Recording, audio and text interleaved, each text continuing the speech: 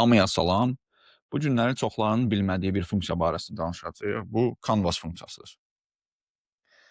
Canvas funksiyası nədir? Canvas funksiyası sizə istədiyiniz editi, yəni ChatGPT-yə yazmadan etmənizə kömək edir. Misal üçün, Canvas mənə rəsmi məktub yaz. Misal üçün belə yüngül prompt veririk. İndi sizdən dəqiqləşdirici suallar istəyəcək. Biz buna yazırıq ki, misal üçün, məktəb, sonra yazırıq bugün, tarix. Qısa şəkildə yollayıram ki, sadəcə o yaradıcını görsədim sizə nə etmək olar. Biz təşəkkür yazaq. Təşəkkür məktubu. Təşəkkür məktubu. Bu azad türk dilində yazdı. Biz sadəcə olaraq əvvəldən başlayanda Azərbaycan dilini formatlaya bilərik. Yəni burada məqsəd nədir? Burada məqsəd odur ki, biz editə bastığınız zaman siz artıq daxil olursunuz və burada Canvas nə deməkdir? Siz burada birbaşa editləyə bilirsiniz. Yəni misal üçün burada daxil oldunuz, istədiyinizi dəyişə bilirsiniz. Misal üçün burada ad soy. Bir var siz ChatGPT-yə birbaşa yazırsınız ki, bir daha yazırsınız ki, misal üçün burada mənim adımı dəyişir.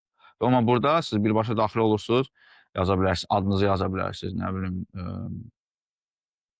Hüseynov Fərid, misal üçün. Adınızı yazırsınız və yaxud hər hansı bir istədiyiniz bir söz xoşunuza gəlmir, sözü burada dəyişirsiniz. Yəni istədiyinizi burada edə bilirsiniz birbaşa. Yəni ChatGPT-yə buradan bir dəfə yazmadan. Və ikinci funksiyalarımız, daha çox funksiyalarımız burada var. Burada misal üçün siz burada tekstin uzunluğunu, böyüklüyünü və ya balacalıqını düzəldə bilirsiniz. Misal üçün siz istəyirsiniz ki, burada istəyirsiniz daha uzun tekst olsun. Onu etmək üçün misal üçün burada seçirsiniz ən uzunu, yəni ən yuxarını verirsiniz, bunu basırsınız. Bunu basdıqdan sonra görəcəksiniz ki, indi bu tekst nə qədər də böyükləşdi. Görürsünüz, yəni bu sizə daha detallı verir və yaxud burada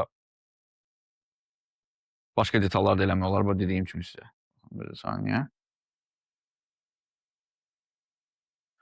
Burada misal üçün istədiyiniz burada hətta seçə bilirsiniz ki, bu mətn hansı dərəcədə olsun. Misal üçün burada seçə bilirsiniz siz ən üst səviyyədə olsun misal üçün və yaxud istəyirsiniz uşaq bağçası dərəcəsində olsunuz. Bunları seçə bilirsiniz. Hətta burada emojiləri də əlavə eləyə bilirsiniz. Sadəcə olaraq emojilərə baxar sizin istədiyiniz tekstdən asılı olaraq edə bilirsiniz və burada son dəyişiklikləri bu add final polish barəsində basaraq, yəni son dəyişiklikləri edə bilirsiniz. Yəni bu funksiya barəsində çox danışmaq olar, amma ən əsası odur ki, bu funksiyanın məqsədi odur ki, bu funksiya sizə editləməyi, birbaşa ChatGPT-nin verdiyi nəticəni editləməyə kömək edir. Və onu heç bir, yəni bir daha da ChatGPT-yə burada yazmaqdansa, mənim üçün bunu dəyiş, onu etməkdənsə birbaşa özündə eləyirsiniz və nəticə əldə edirsiniz. Ümid edirik bu qısa dərs faydalı oldu.